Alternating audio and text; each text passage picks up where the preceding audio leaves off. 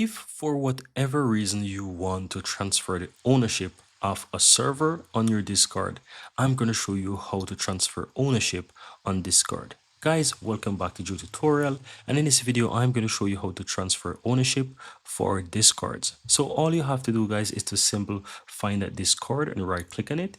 Go down to where it says server settings, over that, and then go to members. Now here you'll find the different members that have access to the Discord, and all you have to do is find that member who you want to transfer the ownership to. Click the three dots towards the right hand side, and within the list you'll find transfer ownership. All you have to do is click on that, and you'll have the option here to transfer the ownership. And once you go ahead and toggle this on, you'll be able to transfer ownership of the server. And as you can see, it shows that I can simply toggle that on by clicking on it. It says I acknowledge that by transferring ownership of this server to that person, it officially belongs to them. And that's all you have to do is just simply toggle this feature, toggle this option on, and the ownership will be transferred of that server. And that's all there is to it, guys.